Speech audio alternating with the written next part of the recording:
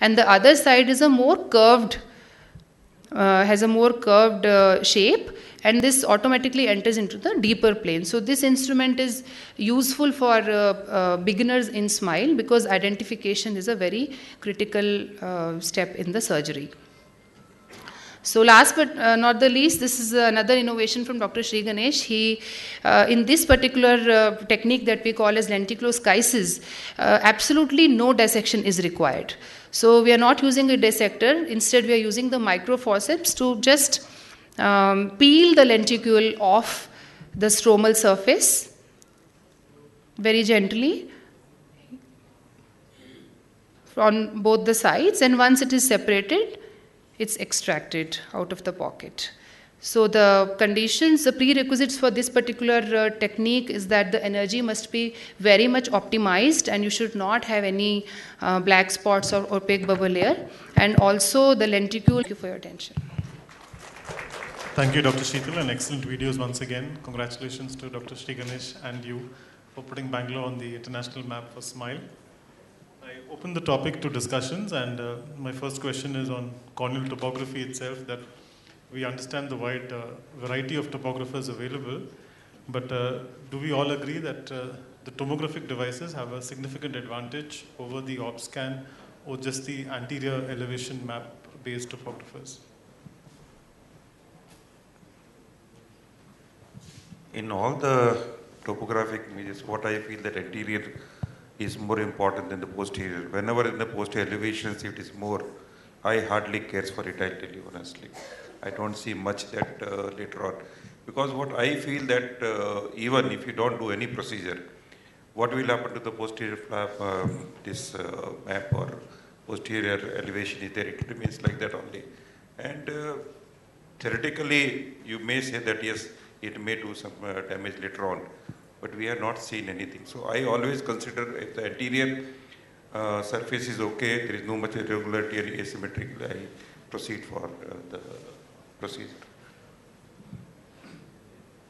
My viewpoint is that the two biggest advantages, I think it's a myth if we agree that all keratoconus starts on the posterior float. That definitely has been proven not to be true. But the advantage of the pentacam is you have a posterior float for reference to know what's going on. And there's a significant amount of study being done on the software to look at CTSP, PTI, because again, a keratoconus cornea is a normal cornea maybe 10 years ago.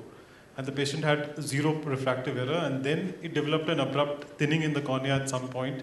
So there's a lot of study done in that, and that software makes it very easy for us to understand in which cornea it's an abrupt thinning followed by a progression to the periphery. And that's why I like the Berlin-Ambrosio display and the software with it.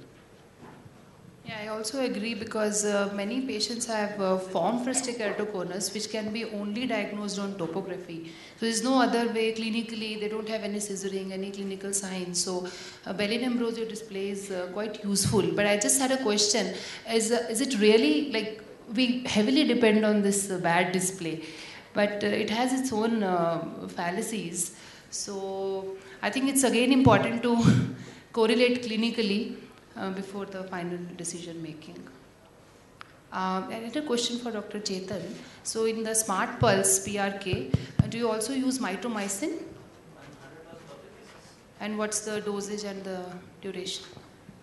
In all cases I use mitomycin, and the duration depends on two things.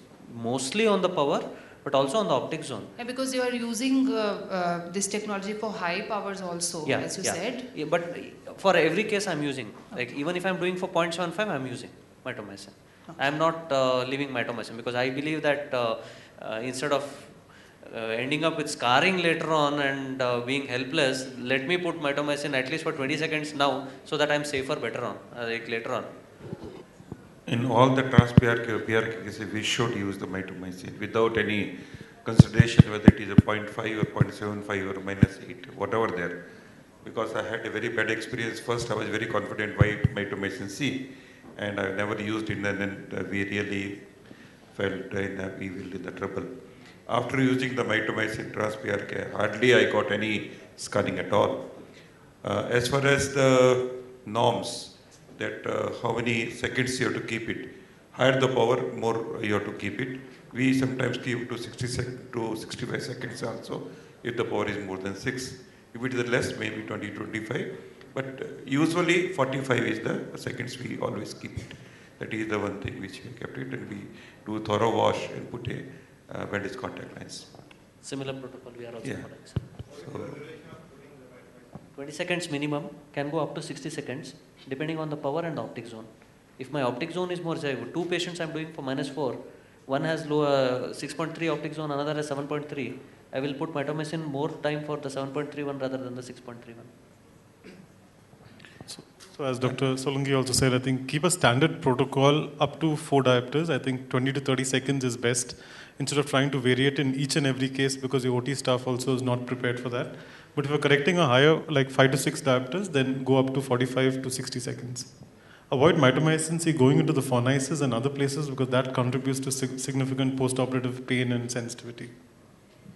true. So that's what I told, that you have to have a thorough wash and don't apply too much. Whenever you're soaking your what do you call it? Sponge, you please keep it on the cornea itself. It should not move here and there, because these are small things which makes a difference. And the same way, when we used to have the alcohol-based procedure, the main problem was because the alcohol used to spill in the fornix and the patient was having the inflamed eye next day. So in the trans-PRK, we are very happy there is nothing is there in this one. And as far as the topography is concerned, I like to mention a few things here. That don't see too much on the colors, because colors is one which can sometimes give you the false images. Always see on the numbers also. You correlate with the numbers and then you will see. We had one patient where everything looks green. And when we compared and when we see closely, then we say that it is early keratoconus was there. Means there was the difference was there in the hourglass. But if you see only the colors, so after seeing the colors, we say, no, you are fit for that. Be careful. Try to correlate with that also. One question for Dr. Sheetal. Yes, sir. About the relax. This is in my mind from last many times, and I feel that whenever you are removing a plate and then that space remains like that only, it never heals, if I'm not wrong. Because collagen never heals, as we do in the LASIK also.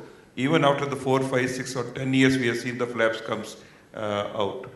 So have you come across anything where this space, which from where you removed it, you had a problem, or the DL case was there or not? Because we are having a lot of tissue manipulations, and with the instruments we are doing manipulations.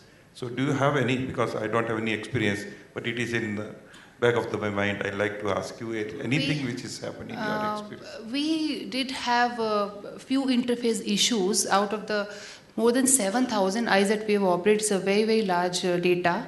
I think 2 or 3 patients had successive patients, basically. They had DLK, a picture resembling DLK. So we just washed them. It was something in the fluid, some toxic reaction. But normally we never see any such post-operative problems, inflammation. So we just put them on a steroid regimen of 4, 3, 2 and 1 prednisolone tapering every weekly, and they all do fine. And once we had, I think 2 patients did have infective keratitis. So that was also again inside the pocket. So usually if you have any such interface issues or even epithelial ingrowth, so in smile, there's no classical epithelial ingrowth that you see. It's more of a epithelial implantation. That's when you are doing the manipulations, when you are dissecting the lenticule, or you're coming too many times inside and outside of the pocket, you may implant some loose epithelial cells which are there around the incision, and sometimes they can proliferate. So if any interface related problem is seen, usually the treatment is very simple. You just give a wash in the